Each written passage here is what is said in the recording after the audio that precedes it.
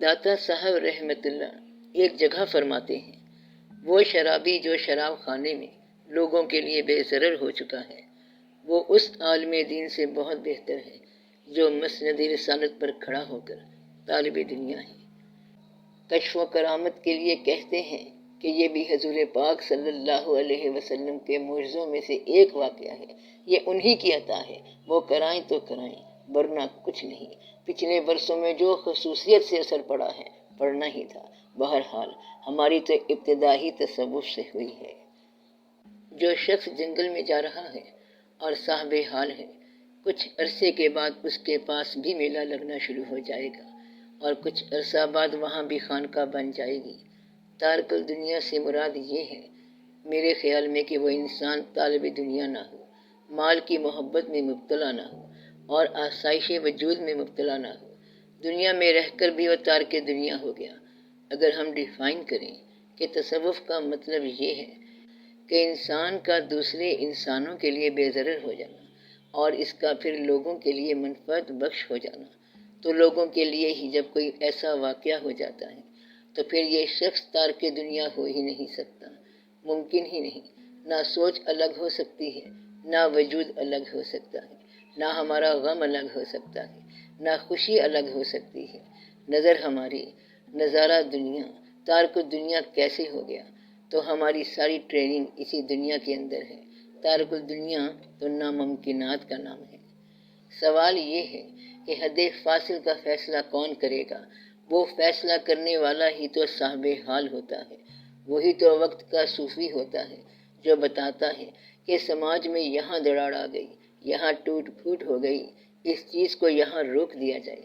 جیسے پرانے زمانے سے لوگ چلے آ رہے ہیں جو اپنے دور میں نشاندہی کر لیتے ہیں کہ یہاں سے یہ واقعہ گزر رہا ہے، اسے یہاں سے لے کر نکل جاؤ، تو جو درویش وقت کی ڈیوٹی پر ہوگا وہ بتائے گا کہ اس کو ایسے کر لینا چاہیے، وہی حد فاصل طے کرتا۔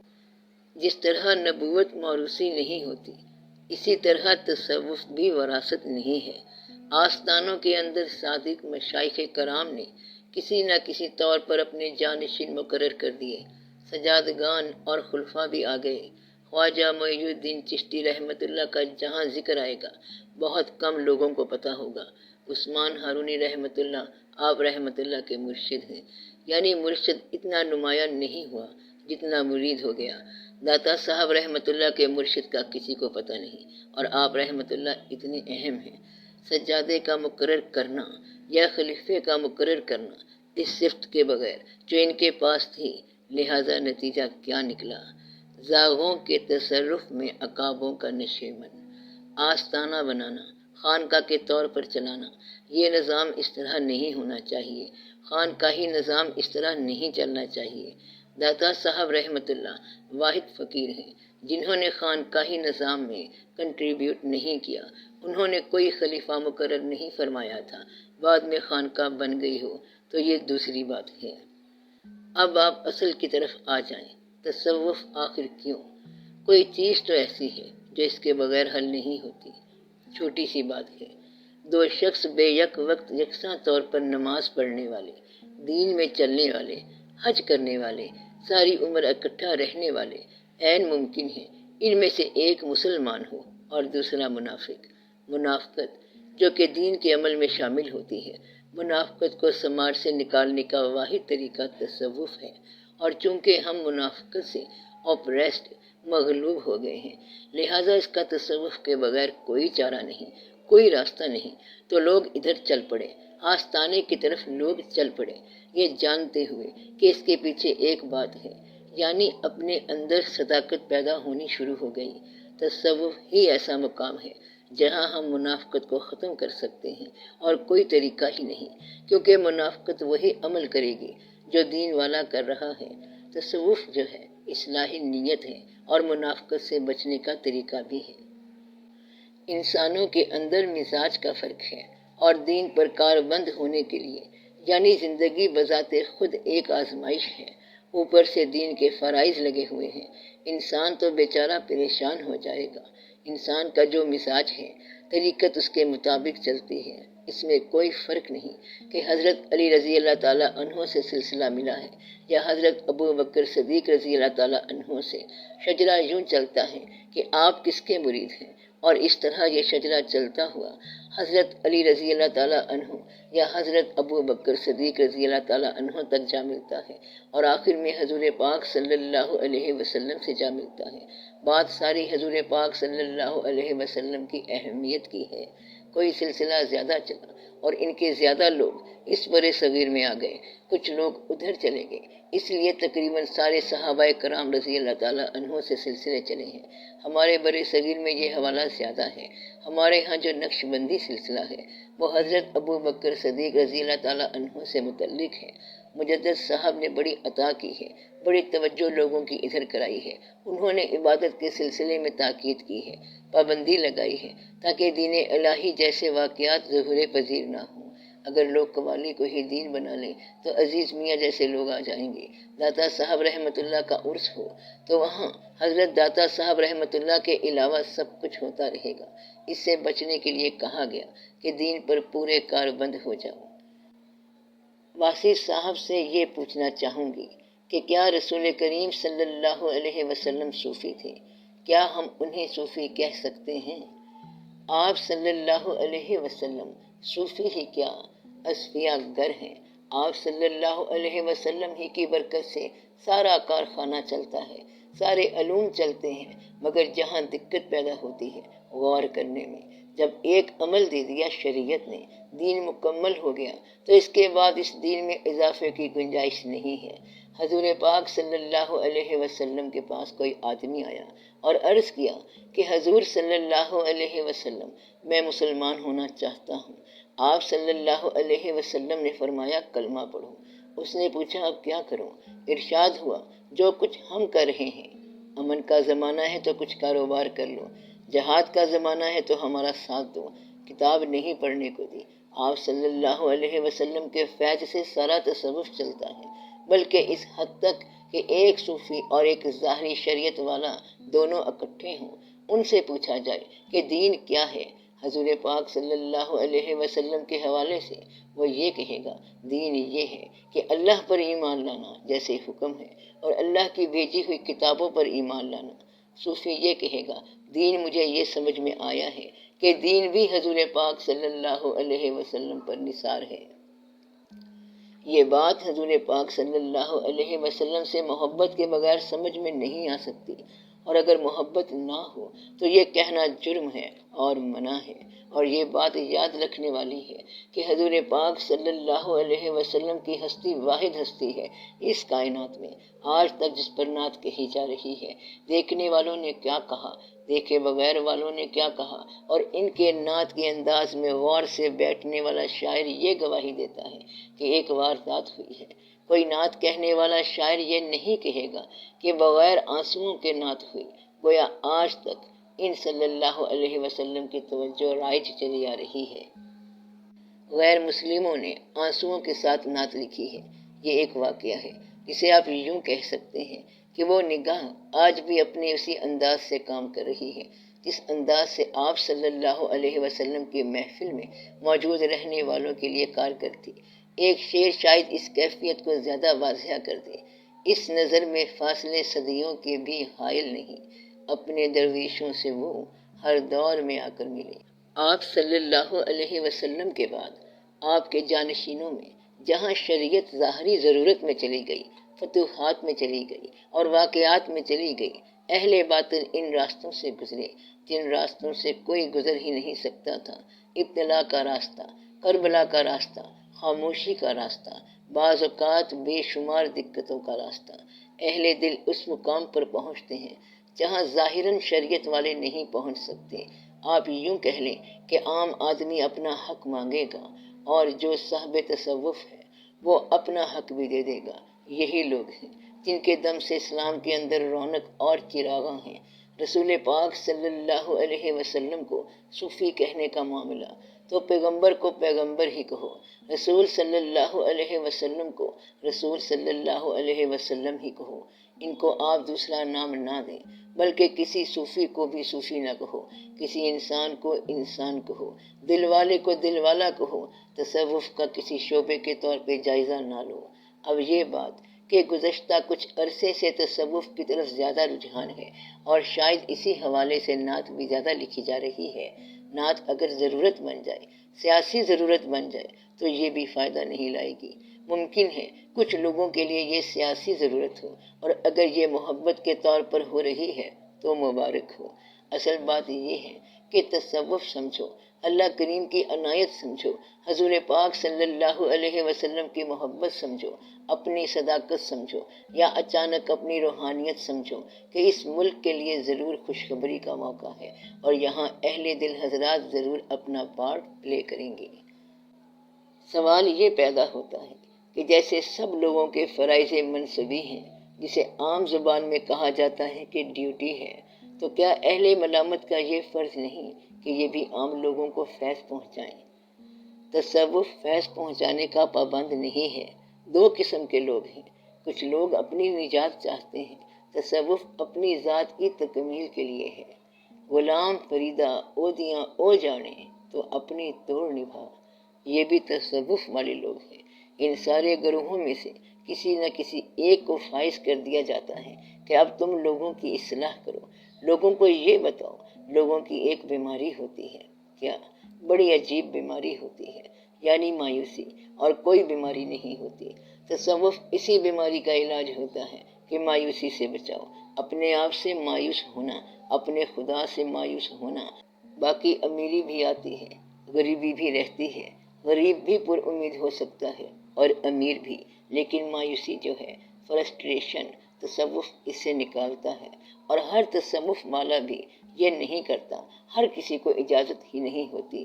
باقی تصوف والے تو اپنی تکمیل کرتے ہیں، عروج کرتے ہیں، مکاشفات ہوتے ہیں، مراقبے کرتے ہیں۔ یہ کوئی آدمی ہوتا ہے جسے یہ بتایا جاتا ہے کہ تم آگے لوگوں کو بتاؤ۔ حضور پاک صلی اللہ علیہ وسلم کی امت کے لیے یہ لوگ کنٹریبیوٹ کرتے ہیں۔ اہل تصوف میں سے ہی ان کے مقامات الگ ہوتے ہیں، اور ان کا ایک مقام ہوتا ہے۔ میں بتاتا ہوں کہ یہ مقام کیا ہوتا ہے۔ جب ان کو دیدار کا وقت آ گیا، بلند دیدار کا، تو انہوں نے سر جھکا لیا اور کہا، ہمارا دیدار یہی ہے کہ آپ صلی اللہ علیہ وسلم کی امت سرفراز ہو جائے، آپ وسلم ان پر احسان کر دیں۔ میرے لیے یہی دیدار ہے۔ مقصد یہ ہے کہ اس امت کو مایوسی سے نکالو، تو میرا دیدار اتنا ہی ہے۔ یہی صورت ہے جب اللہ تعالیٰ کے حضور دعا کی قبولیت کا وقت آ گیا ہے۔ لوگوں کا خیال، قوم کا خیال، ملک کا خیال، ہر آدمی کے پاس یہ نہیں ہوتا۔ یہ عمل تصوف والا ہے، چاہے اس کا مرتبہ کچھ بھی ہو۔ بے شمار ایسے بزرگ ہیں، چاہے قادری سلسلہ ہو، چشتی سلسلہ ہو۔ یہی وجہ ہے کہ آگے ہر آدمی اپنی طریقت کو الگ کرتا رہتا ہے۔ سارے اصلاح پر فائز نہیں ہوتے۔ وہ کہتے ہیں اللہ خود کر لے گا، وہ خود جاننے والا، بہتر جاننے والا ہے۔ تو ضبط سے ذکر کر۔ بہرحال ایسے لگتا ہے کہ دین کا چراغ اہل ظاہر کے کسی عمل کے سبب بجھنے سے بچانے کے لیے ان اہل دل کو مقامات دیے جاتے ہیں۔ پاکستان بننے سے پہلے کی بات ہے، اس وقت جو مقامات تھے، غوث، کتب، ابدال، کلندر زیادہ نمایاں تھے۔ اس کے بعد یہ مقامات نہیں آئے۔ اس کی وجہ صرف یہی ہے کہ مسلمانوں میں ان مقامات کا اظہار منع ہے کہ کوئی اہل دل، کوئی صوفی، کوئی صاحب تصوف باقی مسلمانوں میں اپنے آپ کو، اپنے تعلق کو اتنا نمایاں نہ کریں کہ باقی لوگ بد دل ہو جائیں۔ پہلے معاملہ غیر مسلموں کے ساتھ تھا، غیر مسلم جوگی بن کے آتے تھے، اور ہمارے بزرگ یہ کتب اور ابدال ہوتے تھے۔ تصوف کی ایک کڑی اہل ملامت کی بھی ہے، ذرا اس پر بھی روشنی ڈال دیں۔ اہل ملامت کے بارے میں حکم یہ ہے کہ ایک انسان جب اللہ کریم کے راستے کی طرف جاتا ہے تو وہ ایک چیز سے بہت ہی خوفزدہ ہوتا ہے، اور اس کو پہلے دن سے بتا دیا جاتا ہے کہ اگر کسی نے تجھے راستے میں روکا تو یہ بیماری ہوگی، اس سے راستہ رک جایا کرتا ہے۔ تو راستہ کس سے رکتا ہے؟ راستہ تعریف سے رکتا ہے۔ تعریف سے بچنا چاہیے، تعریف قاتل ہے۔ اہل ملامت وہ لوگ ہوتے ہیں جو یہ کہتے ہیں کہ جب ان کا فکر یا ان کا تصوف تعریف کے اندر آنے لگے، یعنی لوگ ان کی تعریف کرنے لگے، تو پھر اس سے نجات کی راہ انہوں نے یہ بتائی ہے کہ تعریف سے بچنے کے لیے کچھ بد تعریفی کا پہلو نمایاں ہو، بلکہ ایک ڈیفینس بنایا ہے۔ ایک درویش نے روزہ رکھا ہوا ہے، ایک بستی سے گزر ہوتا ہے، بستی کے لوگوں کو پتہ چلتا ہے کہ سرکار تشریف لائے ہیں، سارے لوگ استقبال کے لیے آ گئے، آپ نے سب کے سامنے کچھ کھانا شروع کر دیا۔ لوگوں نے باتیں بنائی کہ یہ ہیں شیخ، ایسے ہوتے ہیں شیخ۔ ان کے جو ساتھی تھے، جو مرید تھے، انہوں نے پوچھا سرکار جی آپ نے کیا کیا؟ انہوں نے کہا دیکھو 60 روزے کفارے کے رکھنے میرے لیے آسان ہے، مگر اس مصیبت سے بچنا میرے لیے مشکل تھا۔ گویا تعریف سے بچنا بہت مشکل ہوتا ہے۔ ملامت ایک تو تحفظ دیتی ہے، دوسرا نفس کے لیے ملامت ایک تازیانہ ہے۔ عام طور پر انسان دو چیزوں سے چلتا ہے، شوق سے چلتا ہے یا خوف سے چلتا ہے۔ ملامت سے اپنے نفس کی اصلاح کرتے رہتے ہیں، کہتے ہیں کہ نفس کی اصلاح ذکر سے زیادہ ملامت میں ہے۔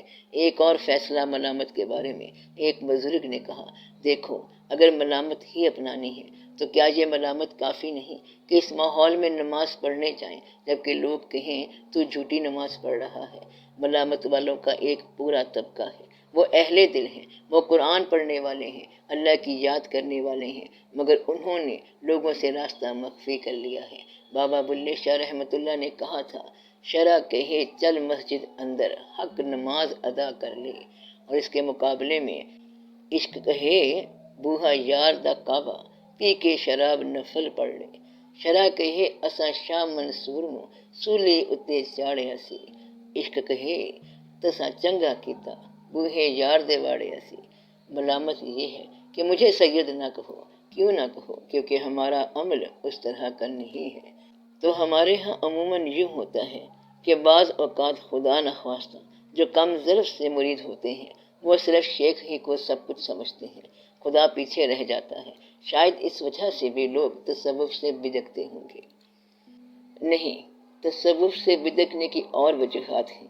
سب سے بڑی وجہ یہ ہے کہ لوگ جب آستانوں پر یا شیخ کے پاس جاتے ہیں تو ان میں سے اکثر لوگ اپنی آرزویں لے کر جاتے ہیں۔ آرزو پوری ہو گئی تو تب بھی تعلق ختم ہو گیا، آرزو پوری نہ ہوئی تو پھر بھی تعلق ختم ہو گیا۔ یہ وابستگی عارضی ہوتی ہے۔ وہ لوگ جو سیدھا عرفان ذات کے لیے چلتے ہیں ان کو شیخ اگر صحیح مل جائے یا غلط مل جائے ان کی منزل پوری ہو جاتی ہے۔ اس میں یہ حوالہ نہیں ہے کہ کیا وجہ ہے، عام طور پر بدکنے والی بات آپ نے ٹھیک کی ہے۔ ایک شخص کہتا ہے کہ میں اتنا عرصہ شیخ کے پاس رہا ہوں، ایک تو میرا کام نہیں ہوا ہے، دوسرا میں نے نوٹ کیا ہے کہ شیخ کے ظاہر و باطن اور علم اور عمل میں فرق نظر آیا۔ اب یہاں مسئلہ یہ ہے کہ شیخ کی کسی خامی کی وجہ سے راستہ ترک نہیں کرنا چاہیے۔ راستہ ترک کرنے کا مطلب یہ ہے کہ پہلے دن ہی سے صداقت نہیں تھی۔